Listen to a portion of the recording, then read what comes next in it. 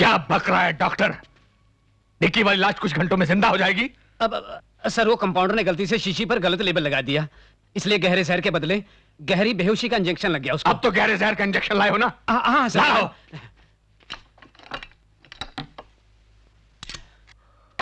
ये देखिए, ये लीजिए। दोबारा कभी ऐसी गलती मत करना, वरना हर जन्म में बेमौत मारे जाओगे। नहीं। जाओ और जिंदा आदमी को ये जहर का इंजेक्शन देकर लाश बना दो।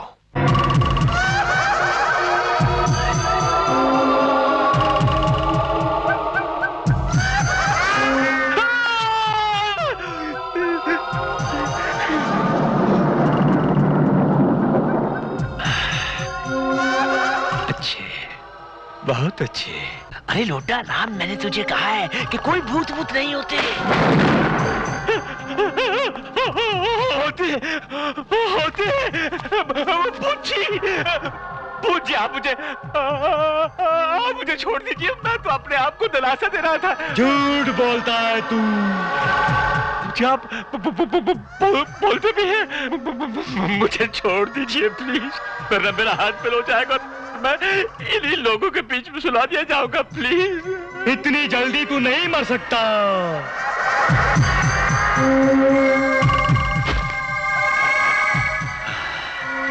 अरे लोटा राम, खामखा तू डर गया।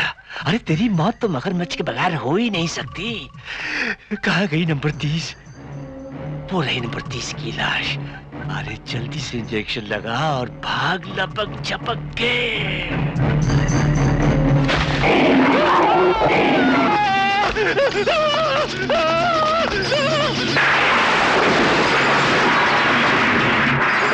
मैं आपके हाथ जोड़ता हूँ, इस बार मुझे जाने दीजिए, वरना वो मुझे खा जाएगा। खाऊंगा तो तेरे को मैं। अरे मेरे को तू मेरे देवा ने बचाया। क्या देवा? वरना तुम लोग तो साला मेरे को मार ही दिया था। उधर क्या देखता है रे? इधर पिस्तौल। अरे मैं तेरे को धरला होता ना तभी निकाल लिया था। हाँ, अभी वो इंजेक्शन है ना, वो अपने निभा तो। मैं आ गया साहब। साहब मैं आलो साहब, मैं सोच समझ के पुलिस स्टेशन नहीं गया साहब, मैं सीधा तुमच्याकडे आलो। कौन हो तुम? मी? अरे साहब मैं तुमचा हनुमान, रावणचा विभीषण और त्रिपाठी साहबचा जासूस, ऑल इन वन। पत्रकार त्रिपाठी के लिए क्या जासूसी करते हो? साहब मुझे मालूम है, मला माहित है कि गोगाचा बेटा कौन है। गोगा का बेटा? हाँ। कौन है वो? साहब वो साहब। अरे कौन है? कौन है वो? कौन है? बोलो।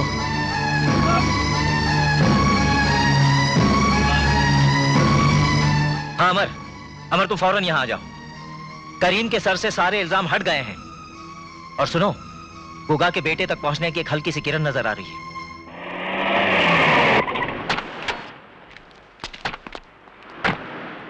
कौन बदतमीज हो तुम?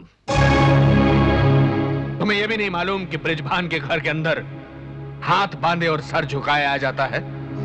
ड्यूटी पर आए पुलिस अफसर को इसकी जरूरत नहीं पड़ती। मैं आपकी बाहर खड़ी वैन की तलाशी लेने आया हूं। तुम काफी छोटे पुलिस ऑफिसर लगते हो, वरना तुम्हें यह बात यकीनन मालूम होती कि इस घर में बड़े से बड़ा पुलिस ऑफिसर सिर्फ बख्शीश मांगने आता है। इस छोटे पुलिस अफसर को यह बात तो यकीनन मालूम है कि जितना बड़ा चोर हो वो उतनी बड़ी रिश्वत देने की कोशिश करता है।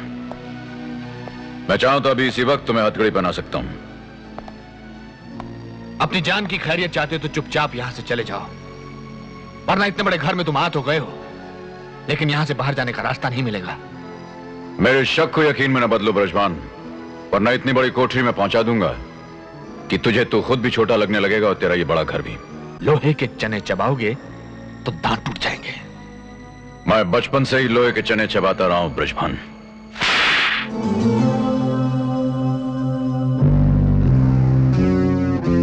ये थप्पड़ तूने मुझे नहीं, अपनी नौकरी के मुंह पर मारा है। अपने खानदान के एक एक आदमी की खुशियों पर मारा है, अपनी जिंदगी पर मारा है। 12 साल की उम्र से मैं अपने सर पर कफन बांधे घूम रहा हूं ब्रजभान। अब अगर एक लफ्ज भी बोले तो तुम्हारे हाथ में हथकड़ियां पहना दूंगा। चाबी।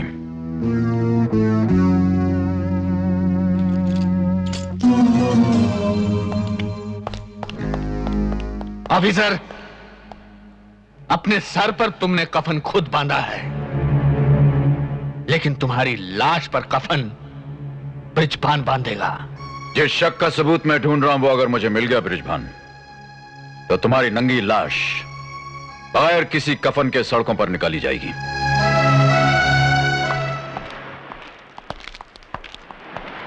कुछ नहीं मिला सर।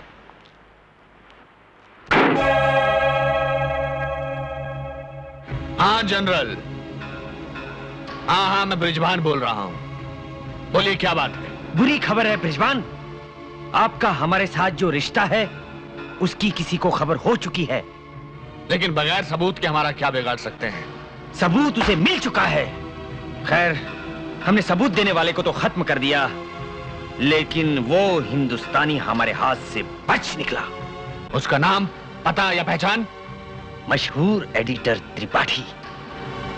अगर उसने हमारा राज छापने की जिद की तो कम से कम उस बेचारे की एक तस्वीर अखबार में जरूर छपवा देना।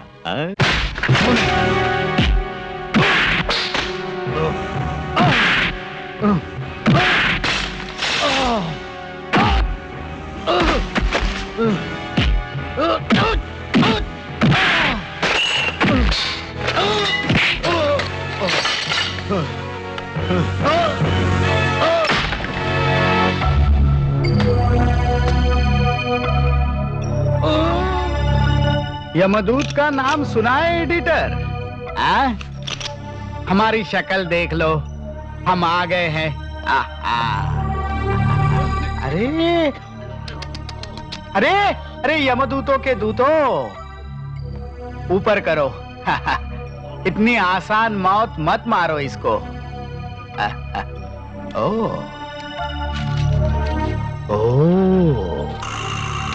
सबूत।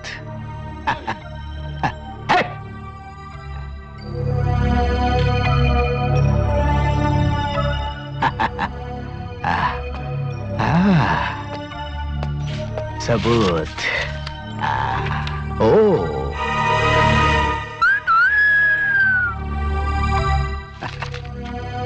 जब हम तुम जैसे को मारते हैं तब उनके इकट्ठे किए हुए सबूतों को उनकी आंखों के सामने जला देते हैं, ताकि उनके दिल को तसल्ली हो जाए कि अगर हम देश के काम आ नहीं सके तो क्या हुआ, कम से कम हमारी मौत को तो देश याद रखेगा।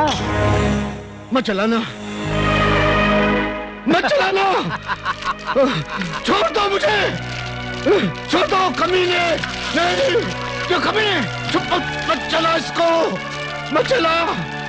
कहते हैं सांप को अगर मारना हो तो उसका सर कुचल डालो, क्योंकि मारने वाले की तस्वीर उसकी आंखों में छप जाती है।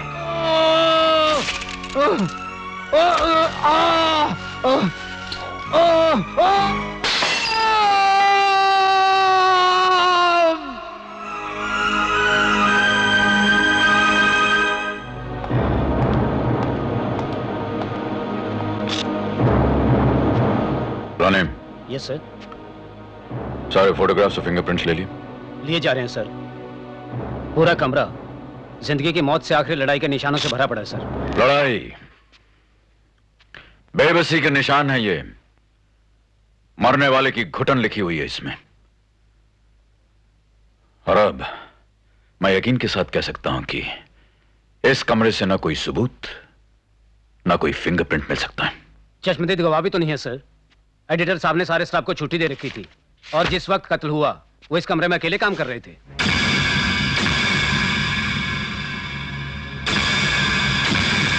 तो फिर कत्ल की खबर पुलिस को किसने दी?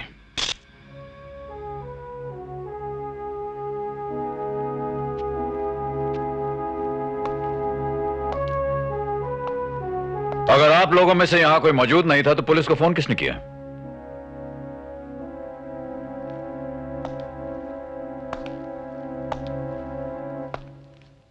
आप में से एक ने कत्ल होते हुए देखा।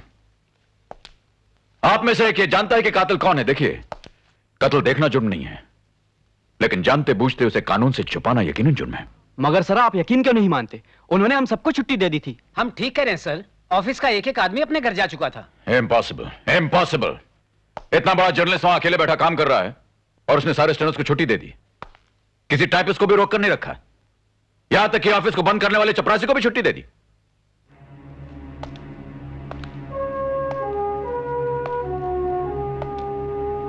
तुम इस दफ्तर के चपरासी हो ना? जी हाँ साहब, पर आप चाहे तो किसी से भी पूछ लीजिए। दफ्तर की एक चाबी एडिटर साहब के पास होती थी। उन्होंने यह कह के कि वो खुद दफ्तर बंद कर देंगे, मुझे यहां से जाने के लिए मजबूर कर दिया। बहुत गरीब आदमी हूं साहब, मेरी बड़ी जिम्मेदारियां हैं। मेरे चाल चलन को एक एक आदमी जानता है। सूली पे चढ़ा दीजिएगा साहब, अगर कोई इसे गलत कह दे तो। बस बस बस, और सफाई देने की जरूरत नहीं है। कानून की नजरों में छोटा बड़ा कोई नहीं होता, और मैं तुम्हें यकीन के साथ कह सकता हूं कि जो पूछताछ तुम्हारे साथ होगी वही पूछताछ इस दफ्तर के बड़े से बड़े अफसर के साथ भी होगी। और हां, रही तुम्हारी जिम्मेदारी की बात, तो मैं उसका ख्याल रखूंगा। भगवान, जिम्मेदारियों का इतना बड़ा बोझ मेरे नंदू के कंधों पे मत डालो जिसे वो सह न सके। उसका एक भी सपना साकार नहीं हो पाया, एक भी अरमान पूरा नहीं हो पाया। अब वो छोटू को पढ़ाई के लिए विलायत भेजना चाहता है, मुन्नी की शादी बड़े धूमधाम से करना चाहता है। क्या उसके ये अरमान भी पूरे नहीं होने दोगे तुम? नंदू को अचानक कौन सा गम दे दिया है तुमने? नंदू मेरा श्रवण है, दशरथ पुत्र। अगर मैंने भी तुम्हें श्रवण के पिता की तरह श्राप दे दिया? नहीं माँ जी, नहीं। नंदू की बहन की डोली उसी तरह उठेगी जैसी नंदू चाहता है। उसका छोटा भाई पढ़ाई के लिए विलायत उसी तरह जाएगा जैसे नंदू ने सोचा है।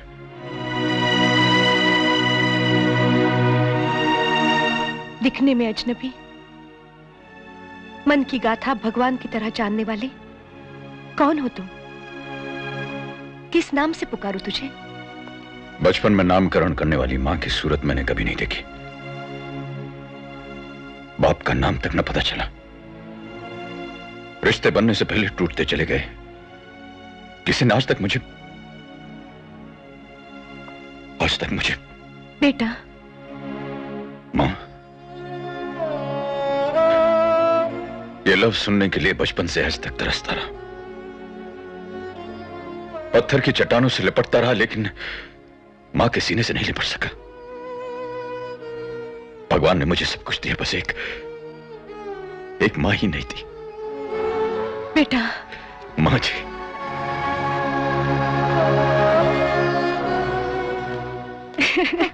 देखो मां, देखो भैया मेरे लिए क्या लाए हैं। हाँ, मुन्नी को सुनहरी मछलियों के साथ खेलने का बड़ा शौक है ना? और ये छोटू अपनी क्लास में हमेशा फर्स्ट आता है कि नहीं? हाँ? अरे नंदू, ऐसा दोस्त जो भाई से भी बढ़कर हो, उसका तूने जिक्र भी नहीं किया मुझसे।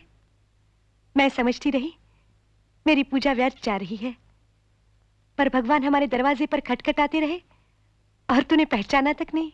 मुझे शर्मिंदा मत कीजिए माँ जी। नंदू अपने बाप की तरह खुददार है, लेकिन अब सब ठीक हो जाएगा। अगर आप इजाजत दें तो मैं अकेले में इससे कुछ जरूरी बातें करना चाहता हूँ। हाँ हाँ, लेकिन खाना खाए बगैर नहीं जाने दूंगी। अच्छा माँ, हम लोग सब एक साथ खाना खाएंगे। आओ आओ ना। आओ।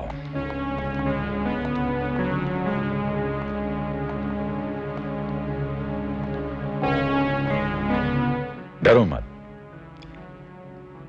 मैं इस घर में एक पुलिस अफसर बनकर जरूर आया था, लेकिन अब इस घर का बेटा हूं। तो फिर हम पर तरस खाइए साहब।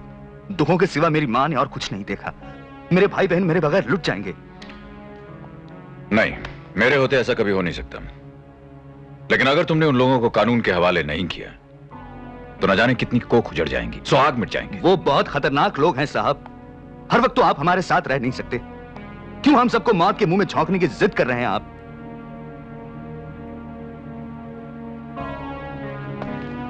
देखो नंदू, फर्ज मां बाप भाई बहन सबसे बड़ा होता है।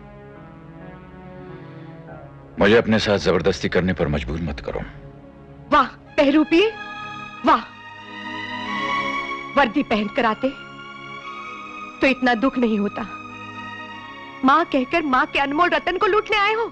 भीख मांगने आया था मां से, भीख मांगने आया था।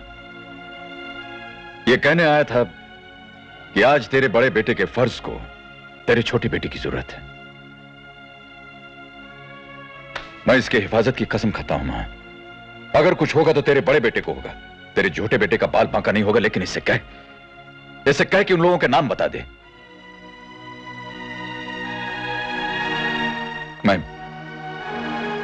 मैं कसम खाता हूं मां, मैं तेरा नंदू तुझे वापस ला कर दूंगा। मैं तुझे वापस ला कर दूंगा, कसम खाता हूं।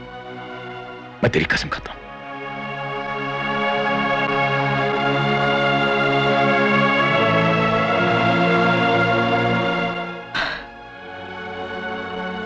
अपना वादा याद रखना। तेरी गरीब मां अपना सब कुछ तुझे दे रही है।